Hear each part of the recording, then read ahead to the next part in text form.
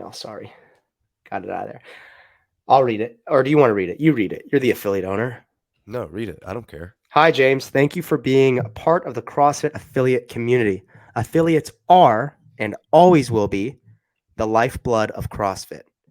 Agree. So far, I agree. And we have immense gratitude for your continued commitment. We previously shared our goal of growing to 30 million members by 2030. To do that, we need to innovate and reinvest in the business to ensure we're attracting more people to CrossFit, driving a greater number of leads into your gyms, and protecting and preserving the brand in multiple ways. I think if there's anything that's key here, it's protecting and preserving the brand. Although I don't like the word brand, protecting and preserving the methodology in multiple ways, the community in multiple ways. Yeah, but you don't even like the word brand in general. I said rebrand this morning in a general conversation. You said, yeah, I don't like that word rebrand. Because a brand just sounds like something that is forward facing and is different from what's inside. It sounds like this is what I'm showing people. So change that fucking word to methodology, community, and I'm all in so far. Despite inflation, thank you, Joe Biden, and higher costs, thank you, Joe Biden, which have risen by an average of 74%. Thanks again. Just read it. Just read it. Sorry, dude. Okay. Which have risen by an average of 74%. CrossFit has not raised prices for 11 years. That's pretty crazy. In order to sustain a healthy business and invest in resources to achieve our goals, we need to increase our affiliation fee in the new year. Beginning in 2024, the new rate will be US dollars 4,500. Based on your region, starting in 2024, your renewal rate, your current rate of $3,000 will increase to $4,500. Just to reiterate, we did not take the idea of an increase lightly, right?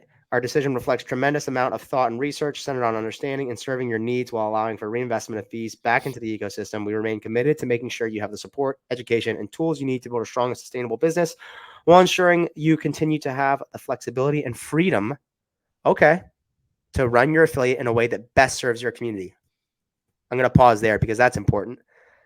While ensuring you continue to have the flexibility and freedom to run your affiliate in a way that best serves your community. Really happy that they included that because I know people were scared about franchising. And that's fucking dumb. This increase will allow us to continue to invest in you. Over the coming months, you'll hear a lot more from us about our commitment and plans to deliver additional value. In 2024, expect to see us focus on 3 key areas. Growth.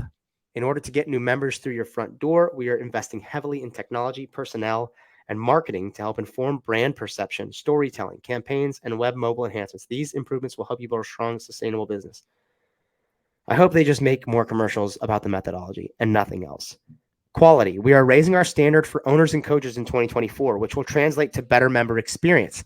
As a part of your renewal in 2024, you'll receive a one-time $500 credit to apply toward a level 1 or level 2 certificate course or an online level 1 for yourself or a coach on your staff. Starting in 2024, all affiliate owners, existing and new, will be required to obtain a current level 2 credential. Those who need to earn the credential will have 12 months following their renewal signing to enroll in a level 2 certificate course. Wow. Number 3, tools and support. In today's market, we need to do more to educate, coach, and provide business support tools. We will continue to offer and invest in CAP as part of your affiliation fee. I don't give a fuck about CAP because we don't use it. We will also continue to expand the reach. That's coming, to be fair, Andy, my boss's son, literally is the creator of CAP. So I'm not talking shit about it. I'm just saying we don't use it. But a lot of gyms should if they don't know how to program. But that's what this episode is about, teaching you fuckers to program. We will continue to expand the reach and impact of our field support, business coaching, regional summits, and other opportunities to learn and share success stories. And new for 2024, we will offer monthly payment options with no additional fees with your new contract. This flexibility will ensure you have more control over your budget and cash flow. I'm not an affiliate owner, but that seems cool. Okay, so they're going to have a town hall. I'm not going to show that because I don't know what kind of a hacker Rambler is, and I don't want him to jump on the affiliate town hall meeting. But anyways, what are your thoughts, JR? Peace and love, Rambler. He didn't mean it. I think the level 2 thing is a good thing. I think when people are like, okay, I go to this affiliate and they don't even know what Fran is, and I go to this affiliate and everyone's a level 4. I think raising the barrier to entry to a level 4 is amazing. And I think that will, in general, elevate everyone's perception of what CrossFit is and the standard that we set. Love that. I agree. I actually think this is a really, really good step in the right direction of understanding that a lot of people go into their level 1 at crazy different Experience levels. experience levels, progress in their fitness journey, whatever kind of thing you want to say. And even at the level 2, when I did mine, there were people in there with me that had owned a gym for 5 years. You know, they got their level 1 to open their gym. They've been an owner for 5 years. They had coached almost every class in their gym for 5 straight years. They had thousands and thousands of hours in front of a group, speaking publicly, which is what coaching is, guys, especially with a big group, being able to articulate yourselves, being able to communicate as simple and effectively as possible. That is a skill. And then there are people that just said, hey, I got my level 1 a month ago. My owner wants me to have my level 2 before I start coaching, so I'm here to do it. So they had no experience doing that. They knew movement. They knew points performance front and back. But when they had to cue, when they had to correct, when they had to see, like huge difference. Like they really do teach you how to coach. And, I gotta pee real quick. Keep talking. And I was an old school level 2 guy. So back when you had to take a test at the end, back where they really critique you on your ability to coach an individual through a certain movement, it was a lot more hardcore from what I've been told. One of my coaches just took their level 2 recently and said, yeah, I think because of a lot of the feedback they got, they kind of changed the way they do it a little bit more. You still get evaluated. You get sent that evaluation so that you can better yourself as a coach and work on your craft. But it's not, I don't think there's a testing process. I'm curious if the course itself is going to change. Is it still going to be like a 2-day course? Is it going to be a 1-day course?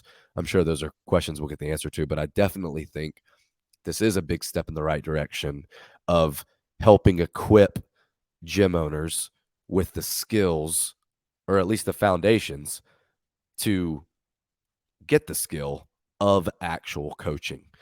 Because I do think at the end of the day, the experience you give your person is by far primary to what your gym looks like, what your programming is like, what other things you're going to offer them. You know, at the end of the day, someone said it really simply to me. It's not about teaching the squat. It's about teaching Taylor how to squat. There's a huge difference there. So just being able to communicate effectively, just being able to personalize and individualize the way, hey, you've told that person 5 times, dip and drive. No, dip and drive. Okay, think of another way to say it. Yeah. Because they're not getting it. Better, worse, or same. Or tactile. If the answer is not better, you need to change something you're doing. It's not their fault that they're not getting your cue. So little things like that. And I still remember that from my level 2. Like what an eye-opening thing to watch someone go through. Hey, you keep giving them the same cue over and over again, and it's not working. Why would you continue to give them that same cue? Cool. Yep. So the level 2, great idea. The tools and support and the growth. I feel like to me, I mean, what do you want most from, you're an affiliate owner? What do you want most? If there's anything, I know you don't really, whatever. You tell us. What do you want most for your affiliation fee? The sentence up above what the increase rate will allow. The one that you read twice, the one that you said, pause, this is important. Ensuring you continue to have, go back up. Nope. Flexibility. Other way. Just keep going up. Okay, that's good. Yeah. So to me, that is the most important thing that I pay for. The most important thing that I pay for is the freedom and flexibility to do it the way that I want to do it for my community. And it's maybe a lot more simple to me than it is for other people, but I will continue to pay whatever I have to pay. So to get that autonomy, to be able to do what I think is best for my people. And use the CrossFit name, because you could consider just not using the CrossFit Sure. name and doing whatever the fuck you wanted. Absolutely. And I believe that, like, I to put it bluntly, I don't mind paying to use the sauce. Like Yeah. Yeah. I don't think you should just package it and call it something else when it's clearly this, and not pay your respects, not pay for that. So I think that affiliating for that reason alone, or for those two reasons alone, is plenty in my Hold eyes. on. Is this true? Can we confirm this? So this looks, what the okay. Is this someone who has an affiliate? You know, Allison has been a listener on the Sevan show for like years and years and years. So I mean, I trust that whatever she's saying is true. Mine is still $500, but they just upped it to 1,000 for the first time ever. So is that Oh, like effective in 2024? Is what she's saying? Okay. this is Grunler. Wow. Okay. Because he was Yeah. initially at 500 as well. Well, he's saying his was 1,000. So it's going up to 2,000. I'm guessing in 2024, and then it's going to go up again to 4,500. Bill, can you clarify those details? As of 2025. Okay. Sorry, Allison. I was just considering. I haven't seen you in the comments before. Would they possibly reduce the cost? That was what I was unsure of. Is like when In it other parts of the said world? in other regions. Yeah. Like, what does that mean? This is the big question to me. I know, I don't know. This may be not that big of a question, but I know that staff members don't pay an affiliate fee. Are they going to pay an affiliate fee now going forward? Do you think they should or will? Oh gosh, I don't even think Bill, I'm equipped to answer that. Bill, can you give your opinion? Do you think seminar staff members should pay for their affiliation? Just curious. I think for me looking in, it's to me it's worth it. Again, I don't have an affiliate and I don't pay an affiliate fee because I don't own an affiliate, but I work in one. I would like to own one someday. Um, I feel like it's worth it because you get to use the CrossFit name. And like you said, I don't have a problem paying for the sauce. And I like what they're doing here in terms of like what Craig Howard said, separating the wheat from the chaff, not only increasing the prices for everyone, use Bill and Allison for an example. They are OGs and the bastions of their community, so to speak. And they are now going to get the opportunity to lead from the front by paying similar prices to what the new people pay. And, that might be painful at first. So But Bill's most recent comment, so for the next year 2,500, then following 4,500. okay. So for the next year, it's 2,500. Then the following year is 4,500. Well, I think, that's painful, but I think CrossFit to me, that's like, it's doing the right thing as hard as it is for me to say to Bill, because he's a friend of mine and I don't want him to have to pay more money than he already does now. But I think it's the right thing that he pays what everyone else pays. Yeah, I mean, Yeah, I put myself in that situation, and listening to Craig yesterday made some really strong points. But I know the way I feel going from 3,000 to 4,500. and that is, I can't say how I would feel going from 500 to 1,000 to 4,500. That's a really, really big change. Now, break that down per month. How much more does that you have to set to the side per month? this is a Now good you point. can also do the payment plan. It's from what it sounds like you can do monthly payments, without doing the lump sum type thing. But yeah, I mean, I think if you're one of the grandfather gyms, it stings, absolutely stings way more than it does people like me who have been paying $3,000 since they opened. Oh, so Bill is saying yes. Bill, can you confirm that this comment is yes to that staff members should pay an affiliate fee? I think they should too. I think if anyone's got to lead from the front, it's them. This is an important comment from Mason Mitchell, and he goes, 0 to no chance of gyms in poor states going for the 4,500. Like you think of a small town in the South that has a really small community where the cost of living is already so low. Talking The about me? cost yeah, but I feel like yes, but you're also an outlier in the sense of, dude, you are wildly successful for that. To me, you're wildly successful. And I'm thinking of, Yeah, for example, a different affiliate in Spartanburg, where the cost to have a membership at your gym is only $100, whereas in New York City it might be fucking $300. You maybe only have 100 members, maybe less. Maybe you have like 80 to 100 members. How are you going to afford $4,500 a month, dude? I don't know. I mean, that's tough. Thoughts? And he's right, dude. The poor and fat states need it the most. I wonder if Yeah, they I don't want to I don't want to jump to any conclusions there because from what it sounded like, this is not just a copy and pasted email to every single affiliate owner. I mean, obviously they have to change numbers for gyms like Bill's to say, hey, you've been paying this, you're paying this. I'd be curious to know if there are places just say, hey, you've been paying 3,000, you're going to continue to pay 3,000, or hey, there's not going to be an increase for this first year, but then there's going to be an increase the following year, or hey, sorry. you're a gym in South America, uh, yours is going down. I don't know. I mean, are there some that are going down? I don't know that either. I must have typoed verbally and said 4,500 a month, and I meant year. Sorry. Thank you, Jonathan. There's It's Bill's comment to your question, where kind of they explaining that a already little bit. get paid to work for CrossFit. They shouldn't get a discount on the rate for another gym. I completely agree. And I don't want to hear anyone who's on staff talk about the affiliation fee when you don't pay it. That's it. It's my opinion. Wow. 10-year affiliate in Delaware. We are out. I think this is the problem, though. You have people who have been in the business forever that have an established membership base. And you could look at it in two ways. You could look at it in the perspective that I had, and that was what has CrossFit done over the past year to warrant this increase in affiliation fee? And if it's bringing on Grau and DeCoons, I'm sorry, but I'm not happy at all. You could also look at it through the perspective of Craig Howard, where he says they already do a fucking insane amount. Cap is free. You have all of these resources. You get to use the CrossFit name. They haven't increased in 10 years. It's time for an increase. That's fair too.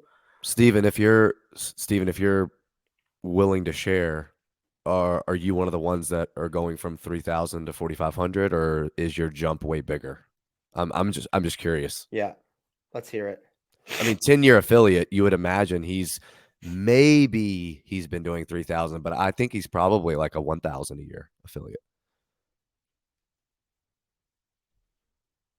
Let's see.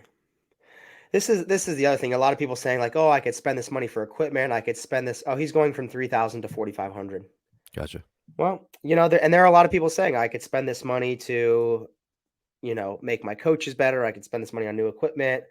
I I don't know of a lot of gyms that are going to spend money for their coaches to get better, because the reality in CrossFit is that as you as an affiliate owner are the sole person that cares the most about your business, and coaches for a lot of gyms are like a revolving door. You have somebody in for 6 months and then they're gone, somebody in for a year and then they're gone. And to be willing to invest what a fucking level 2 or level 1 costs in your coach is tough. I know my first affiliate did not in me.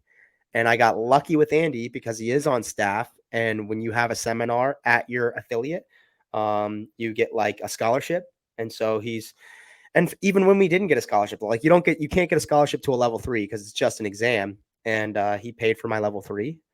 But not a lot of affiliate owners doing that. So I don't like that argument. Oh, I could use this to invest in my coaches. Like, if that is your sentiment in the comments, I don't believe that you're investing in the coaches with that money that you would be saving.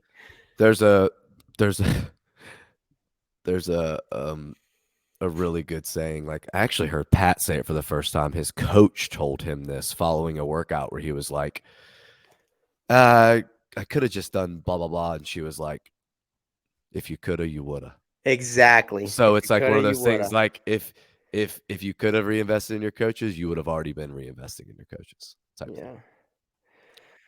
Yeah. Wow. Are you going to de-affiliate? No. No. Should I not have asked? That was a candid question, everybody. That was not No, planned. I kind of Put laughed him it on the off spot. because it was like, dude, I've got so many people that come to CrossFit Crash, that come to Crash, whatever, because of what it is now. And if like I just all of a sudden was just like, yeah, I don't want to pay, this extra money. Like I've got members that would just be like, but I want to do the open every year. I don't want to have to video my workouts. I don't want to do that. Yeah. We'll just pay you 10 more bucks a month and we'll cover it. Like increase our rates and then you can keep the name. Like I genuinely think I have a tight enough community that cares enough about me to do whatever would be needed. So no, I'm not going to ask him to do that. This is interesting. Steven's saying we pay for cap. It's not free for us. Do you mean that you pay your affiliate fee and that's how you pay for cap? Because I thought now cap is included and that quote unquote it's free. You get cap, don't you, JR? No, You I don't don't get use. I know you don't use it, but do you get it? it. Does it get emailed to you? I think it gets emailed to Andy. I don't know. No, I've never received it. No. Interesting. I don't know. I want to hear more. Dude, I want to say this may be totally wrong. Some of the comments, Steven can correct me. I want to say it was free for up to a certain point, and then you did have to pay for it. Really? And that's why he's saying that we pay for cap. Maybe he can extrapolate. I also want to know a little more detail on why you're choosing to de-affiliate. I mean, this is good. This is good. I think Heidi's question was a really, really good one, and it's which very was simple. And it's very simple. It's at what price do you at de-affiliate? what price do you de-affiliate? Like where, yeah, like everyone has a price when it comes to Mm. paying you to do something. Well, most people have a price too when it comes to paying for something. So, I mean, I can't answer that right now, but it's a really good question. Listen, they haven't done it in 10 years, right? Or 11 years. So I think them doing this again anytime soon would be unlikely. This is, I mean, if they bring the journal back, yeah, you think they should bring the journal back? Oh my gosh, 100%. I still 16-year I still go and read the journal. Like we are staying. See what the first year brings. Interesting. It's supposed to be part of affiliation now. Steven, maybe you should reach out and reconsider de-affiliating. Yeah, wow. I don't know. What do you think? Good or bad overall, general? I don't know. I'm kind of ambivalent. I don't own an affiliate and I don't have to pay for it. I feel like I would feel a different type of way if I had to pay for it. yeah, much like the announcement of the sport. I mean, pretty soon the rule book's going to come out, and there's going to be things in there that people disagree about, and they jump to conclusions on. Like, I should probably have a lot more of a wait and see attitude towards any kind of change. If there's one thing that's been consistent, it's been change, especially over the past 5 years or so. But yeah, I'm hopeful that gym's closing, that this will help that from happening.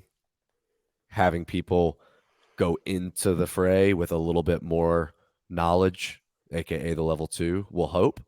Hope it whatever services they want to provide gyms that might need it financially will be a good resource. So I'm optimistic, but I'll kind of wait and see. Where owners still affiliated view it as the tithe at this point, like paying the spirit realm. What is Andy going to do? He's on seminar staff, so he doesn't pay an affiliation fee, and I don't know if he will going forward, or I don't know how if that changes for him. I know what Bryson would do. He would clearly stay as an affiliate because he says here that I am an affiliate, even if they make me lick Cocoon's taint once a year. Would you set JR? Would you? If you could trade the $4,500 for a taint lick, would you do it? No. Sorry, dude. I was trying to get JR to laugh. He didn't laugh. He's pissed. Well, cool. That's our show. Next week, JR, you're going to go. How you program for your affiliate? Yep. I think it's going to be a lot shorter than yours, so I'm going to have to try to make it long. Don't try to make it long. I just talked a lot about nothing. It's not as intricate, but yeah, it's cool because it's a huge difference. Cool. All right. This will be awesome for people to get educated, kind of. And the other thing, I mean, the main point to leave with is trial and error, be creative. You just kind of got to try it. And it's not going to be perfect. And the magic of CrossFit is that as long as you're doing constantly varied functional movements, executed at high intensity, it works. Thank you guys. Love you guys. See you next week.